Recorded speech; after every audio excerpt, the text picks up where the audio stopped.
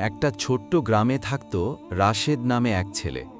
বাবা ছিলেন রিকশা চালক, মা অন্যের বাড়িতে কাজ করতেন। রাশেদের স্বপ্ন ছিল একদিন সে বড় হবে, পরিবারকে সুখে রাখবে। কিন্তু বাস্তবতা ছিল ভীষণ কঠিন। প্রতিদিন স্কুলে যাওয়ার আগে তাকে বাজারে কাজ করতে হতো, তবুও সে কখনো হাল ছাড়েনি। একদিন স্কুলে শিক্ষক বলেছিলেন, তুমি যদি নিজের ওপর বিশ্বাস রাখো, একদিন তোমার জীবনও বদলে যাবে। এই কথাটা রাশেদের মনে গেঁথে যায়। সে ঠিক করল, দারিদ্র্য তার ভাগ্য নির্ধারণ করবে না, সে নিজেই নিজের ভাগ্য লিখবে। রাশেদ মাধ্যমিক পরীক্ষায় ভালো ফল করে কলেজে ভর্তি হল, কিন্তু টাকার অভাবে বই কেনা, ফি দেওয়া সবই ছিল কঠিন। তবুও রাতে দোকানে কাজ করে দিনে পড়াশোনা চালিয়ে গেল। বন্ধুরা যখন ঘুরতে যেত, সে তখন ভিডিও দেখে শিখত কিভাবে অনলাইন কাজ করে নিজের কিছু আয় করা যায়। একদিন সে ইউটিউবে দেখে ফ্রিল্যান্সিং নামে একটা সুযোগ আছে।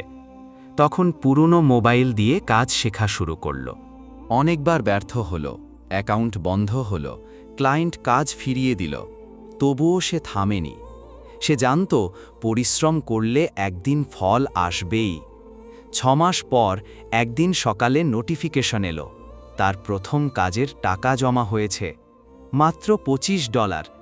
কিন্তু তার কাছে সেটা ছিল 1 লাখ টাকার সমান আনন্দ।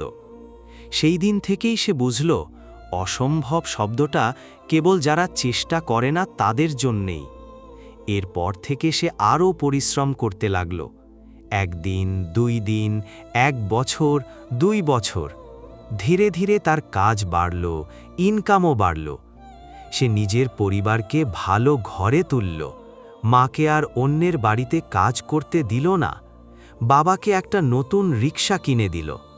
আর আজ রাশেদ একটি সফল ডিজিটাল কোম্পানির মালিক। রাশেদের গল্প আজ হাজারো তরুণের অনুপ্রেরণা। সে প্রমাণ করেছে, গরিব হওয়া কোনো অপরাধ নয়, হাল ছেড়ে দেওয়াই আসল ব্যর্থতা। তুমি হয়তো এখন সমস্যায় আছো, কিন্তু বিশ্বাস রাখো, একদিন তোমারও সময় আসবে। শুধু চেষ্টা করো, শিখো, থেমে যেও না। পরিশ্রম আর বিশ্বাস থাকলে ভাগ্যও একদিন তোমার দিকে হাসবে।